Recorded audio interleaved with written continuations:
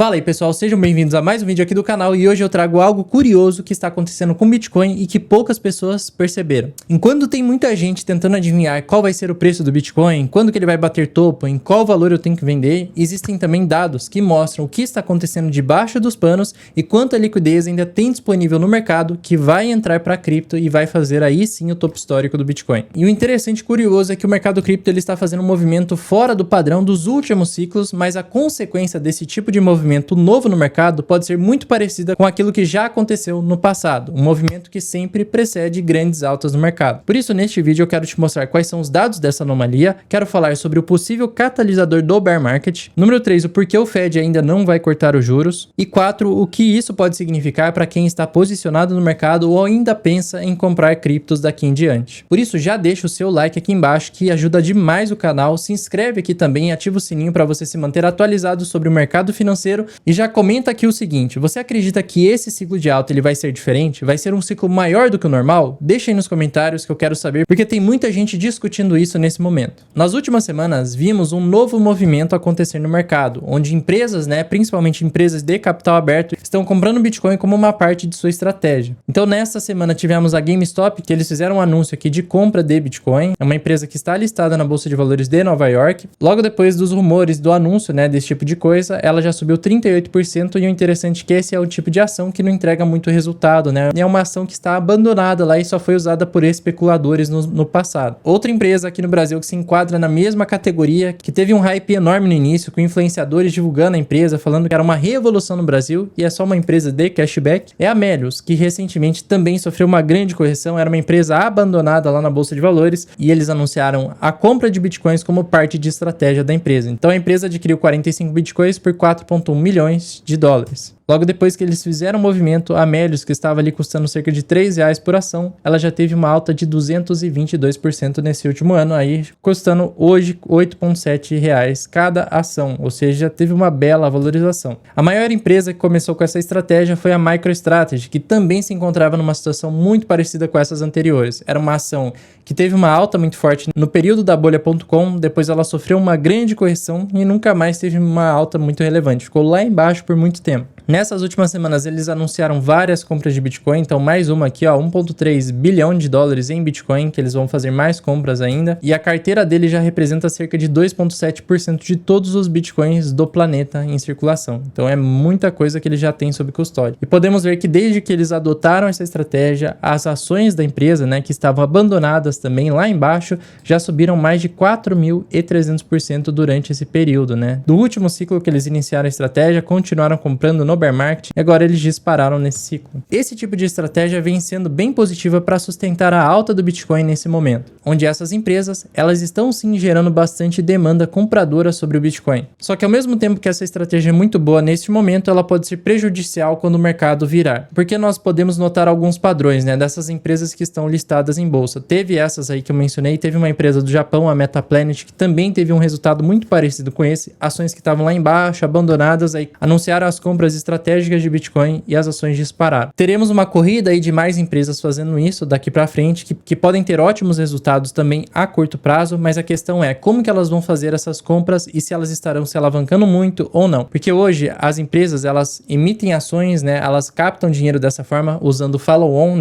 aí eles vendem parte da empresa, em troca desse dinheiro eles usam para comprar Bitcoin. Outras empresas pegam dívidas, a juros baixos, na maior parte das vezes. A Melius não vai conseguir isso porque está no Brasil, que tem os juros altos, mas elas pegam juros baixos, empréstimo, e aí compram mais Bitcoin. Só que durante o ciclo, o Bitcoin ele não sobe infinitamente. Vai ter um momento que investidores que entraram lá atrás, seja institucional ou varejo, nós estamos no mercado faz tempo, Desde 2018, entramos em 2022 no ciclo de baixa e nossa carteira teve uma bela valorização. Então, hora ou outra, os investidores vão realizar lucro, e nesse período, o Bitcoin tem uma correção natural. E aí que mora o problema. E se tiver o vencimento de contratos, vencimento de dívidas, dessas empresas, ou se elas sofrerem alguma canetada dos acionistas não quererem mais essa estratégia e elas tiverem que vender esses bitcoins a mercado, o que pode acontecer no mercado de baixa.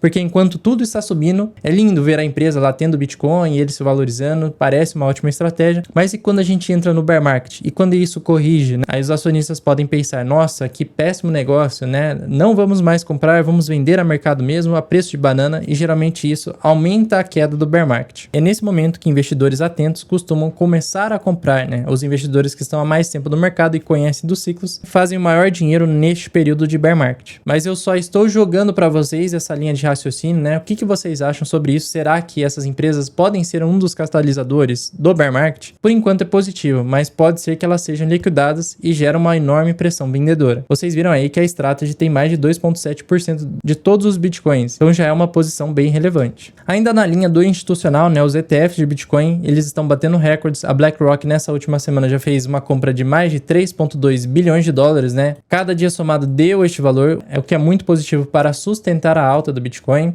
Podemos ver, né, que desde o lançamento dos ETFs da BlackRock, que foi lá no início de 2024, até o momento, eles já estão no recorde histórico aqui de bitcoins holdados pela instituição. Eles já possuem ali 643 mil bitcoins em custódia e esse número continua subindo. Outro novo player que pode entrar no mercado são os fundos de pensão, os fundos de aposentadoria, porque os Estados Unidos acabaram de abrir portas aí para os aposentados, porque agora os fundos de aposentadoria podem incluir tokens de cripto, né? Podem incluir Bitcoin, podem incluir, por exemplo, Ethereum também, se eles quiserem, mas o Bitcoin vai ser o principal. E esse novo player tem um mercado trilionário, tá bom? Tem muito dinheiro esse mercado. Então, se eles só colocarem uma pequena porcentagem no mercado cripto em Bitcoin, já vai aumentar muito a demanda por BTC. Então, é uma entrada nova de um capital que não existia no mercado cripto. Essa aprovação reduz a restrição, também dá legitimidade institucional, porque muita gente tem aquele pé atrás, né, de comprar Bitcoin, comprar cripto, acha que é um negócio obscuro, que é uma coisa fora da lei, mas com essa legitimidade institucional, fundos comprando, né, de pensão, isso torna mais acessível para aquelas pessoas que ainda tinham essa barreira para comprar Bitcoin e ao mesmo tempo vai gerar maior concorrência por BTC. Então tem mais um player que pode entrar no mercado nos próximos meses que vai gerar demanda por BTC. Sobre aquela narrativa do Bitcoin versus o ouro, né? Ela vem ficando mais forte nesse período, ainda mais com essa questão dos títulos do Tesouro Americano, perdendo a nota lá de AAA para AA, as alternativas a esses investimentos mais seguros começam a ficar mais interessantes. E podemos ver aqui uma saída de capital do ouro e nós vimos nesse último mês que o ouro ele perdeu em entrada de capital para o Bitcoin. Então os investidores estão preferindo comprar Bitcoin a comprar ouro. Teve até uma leve saída de capital do ouro que migrou parcialmente para Bitcoin. É claro que não dá para rastrear 100% esse dinheiro, mas tem alguns dados que indicam que parcialmente pessoas que investiam em ouro migraram o dinheiro para Bitcoin. Nas próximas semanas podemos ter uma demanda aí de 5 bilhões de dólares também no mercado cripto, né? Daquele pagamento da FTX que já é uma novela antiga desde 2022, que eles vêm pagando seus clientes. E uma vez que eles fazem esses pagamentos através das corretoras, podemos ver a distribuição desse capital ao longo do mercado cripto, né? Em corretoras, né? Até no DeFi. E é um dinheiro que tende a voltar para o mercado. Agora falando um pouco sobre a inflação que eu comentei no último vídeo, né? O problema aqui da inflação que está sendo mostrado aqui pela Truflation, que é a inflação real, onde nós estávamos tendo queda, lateralidade da inflação, só que agora ela voltou a subir na inflação real. Claro que esse índice não é utilizado pelo Fed de maneira oficial para ver se ele corta os juros ou não, mas é um índice bem importante para a gente acompanhar, que pode antecipar o que acontece com o CPI, que aí sim o Fed ele toma a decisão baseada nesse dado. Mas na Truflation, né, algumas coisas puxaram a inflação. Uma delas foi o transporte e também o mercado imobiliário, né, voltou a puxar a inflação um pouco mais alta. Com isso e com outras coisas, né, o pessoal quer saber quando que o Fed vai cortar os juros. Será que a gente vai ter corte de juros em 2025? Bom, nessa semana tivemos a divulgação de dados que favorecem o corte de juros. Enquanto a inflação ela prejudica o corte, nessa semana tivemos dados sobre o PIB que favorecem isso. Então, pegando aqui a estimativa do Fed de Atlanta, né, que antes tinha uma estimativa bem ruim para o crescimento dos Estados Unidos, que indicava recessão, eles fizeram uma nova estimativa para esse ano, e ela já veio bem positiva, né? Aqui é o consenso da maior parte do mercado das blue chips, e aqui foi a nova estimativa do Fed de Atlanta, ficando ali em 2,2% positivo o crescimento anual do PIB dos Estados Unidos. Puxando aqui o histórico do Fed de Atlanta, desde 2024 ali, ó, eles ficavam mais ou menos nessa média, a estimativa, só que no último trimestre de 2025, né, com um negócio de tarifa, problema de inflação também, eles revisitaram o PIB lá para baixo. Eles jogaram lá o PIB negativo para menos 3,4%. Então aqui era uma estimativa extremamente negativa. Inclusive foi neste período aqui, ó, que a gente teve a última grande correção do mercado. Só que agora, nessa última estimativa, eles já voltaram a ficar mais neutros ali e positivos, né? Voltaram ali para 2,2%. Hoje, quinta-feira, também tivemos o PIB, né? Que ele foi revisitado, estava em menos 0,3% do primeiro trimestre e caiu para menos 0,2%. Na verdade, ele subiu, né? Nesse caso. Então o dado ele foi revisitado para cima. Ele veio melhor do que a projeção anterior. Ainda assim, se a gente olhar aí as últimas divulgações do PIB dos últimos trimestres, né, foi um PIB bem ruim, né, que teve uma queda bem alta, mas foi muito influenciado pelas tarifas. Acredito que o próximo do Q2 ele vai vir positivo e aí a gente volta à normalidade. Outra coisa que não foi muito boa foi os pedidos iniciais por seguro-desemprego, que eles subiram 240 mil pedidos, enquanto a projeção estava ali em 229 mil. Isso daqui foi negativo para o mercado, tá bom? Esse dado ele não pode continuar subindo, senão seria bem ruim e mostraria a desaceleração da economia. Agora falando um pouco sobre o corte de juros, né? Nós temos a regra do Taylor, onde basicamente, seguindo aqui a linha azul, né, nós temos uma projeção do que o Fed tende a fazer com os juros. Então, quando a linha azul ela está lateral, né, a taxa de juros real, né, que é essa linha laranja, ela também estará lateral. Quando a linha azul ela está subindo, né, é uma sugestão de que os juros teriam que estar subindo também. E nós temos aqui um reflexo disso nos juros, né? Nesse período os juros foram subindo. E a linha azul também.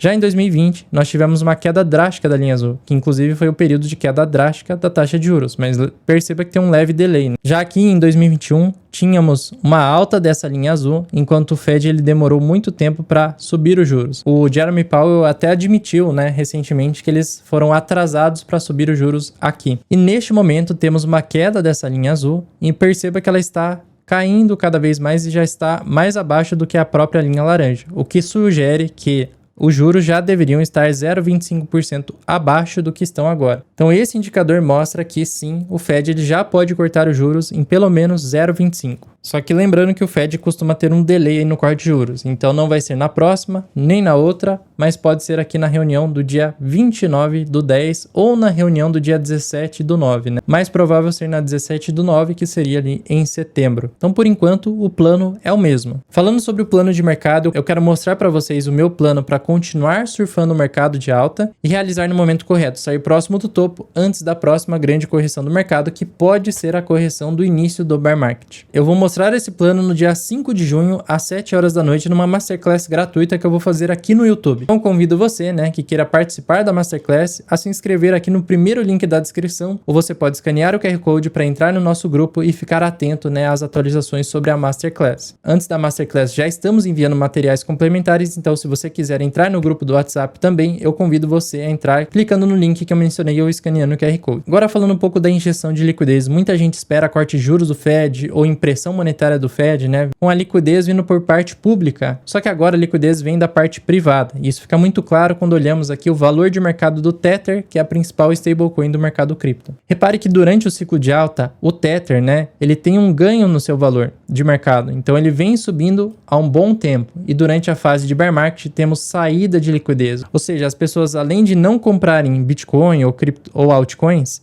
elas tiram o dinheiro que estava nas stablecoins e mandam para outros lugares, né? Tiram para o mercado tradicional ou usam para gastar na vida real. Então a gente tem uma queda de liquidez no mercado.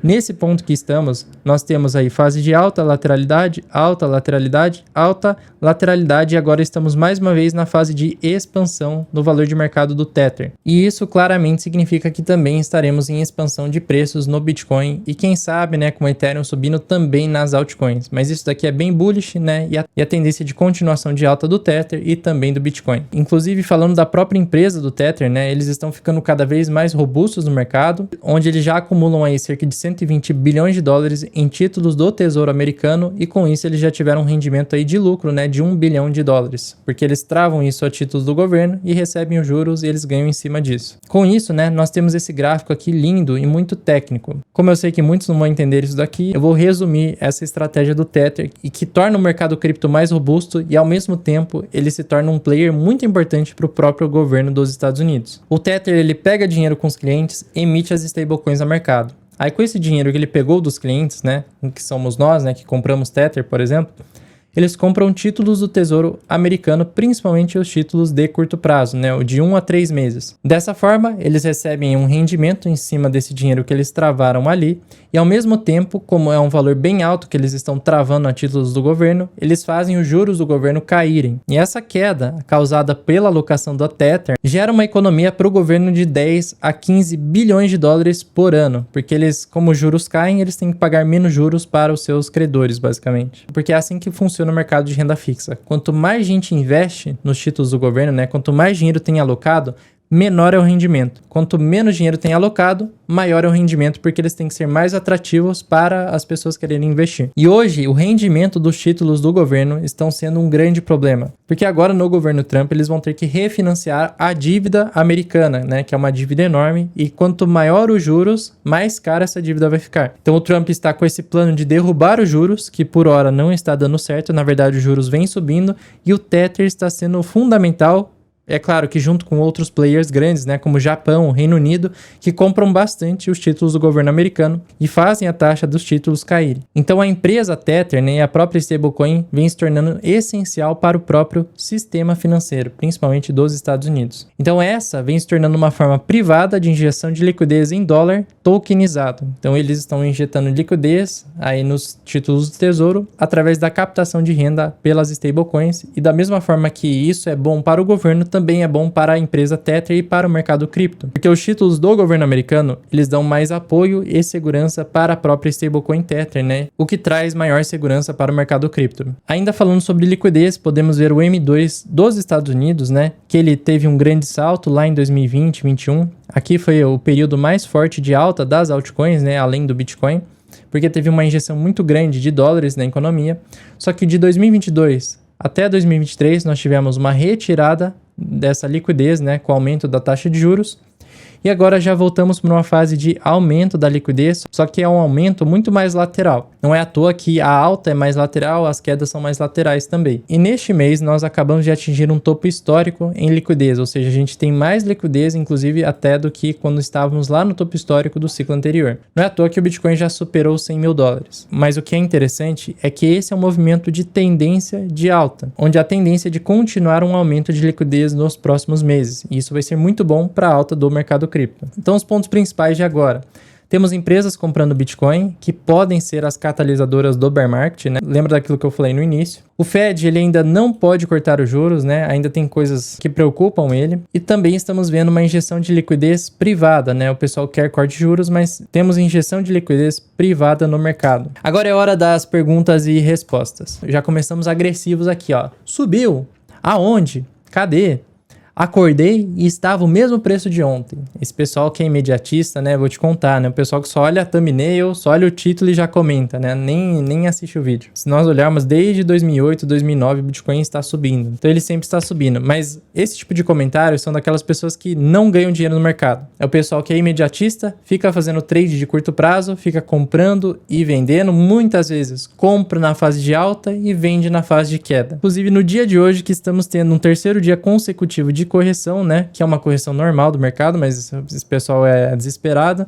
Eles olham isso daqui e falam, nossa, o mercado virou, tá caindo, eu vou vender tudo. Esse tipo de pessoa que vende aqui em fundo, que é muitas vezes hora de comprar, aí depois, quando sobe, aí compra um topo. Mas calma, jovem, ó, não seja imediatista. Os investidores que ganham dinheiro de fato no mercado, eles acompanham o mercado, né? Vão acompanhando o mercado, enxergam um movimento mais forte de queda, aí eles tomam posição. Uma vez que eles tomaram posição, eles esperam pacientemente por longos períodos até que o mercado dá sinais de reversão da tendência de alta. Aí nisso, eles fazem a realização, depois esperam por um longo período ou realocam em outro ativo. Então vocês têm que parar com esse pensamento de TikTok, de pessoal que segue Virgínia, de pensamento imediatista. Não ganha dinheiro assim. Tá? Eric, boa tarde. Tem interesse no treinamento Rico com Cripto, mas queria saber se na carteira RCC vocês fazem recomendação de investimento. Qual a rentabilidade da carteira? Vocês alertam para a hora exata de comprar e vender na mesma hora? Atualiza a sua carteira pessoal? Ou a carteira serve para uma ideia. Todos os alunos que se formaram já sabem disso, né? Que a ideia do treinamento é que eles aprendam a tomar as próprias decisões. Então, se você entrar no treinamento, você vai ver que ao longo das semanas eu vou te dar todas as ferramentas que eu utilizo, né? Para você poder tomar as decisões por conta própria e não depender de ninguém, não depender de mim ou de outras pessoas aí do mercado para te falar se é a hora de comprar ou vender, aí você não sabe se você está fazendo certo ou errado, mas essa é a ideia. Na carteira RCC, todas as operações eu atualizo lá em tempo real. Então, se eu fizer uma compra agora de alguma coisa, ou se eu vender agora alguma coisa, nós já vamos atualizar a carteira. Essa é uma carteira que começamos em 2022 com 5 mil reais. Aí fizemos mais alguns aportes, né? 2 mil reais, 3 mil reais, 6 mil reais.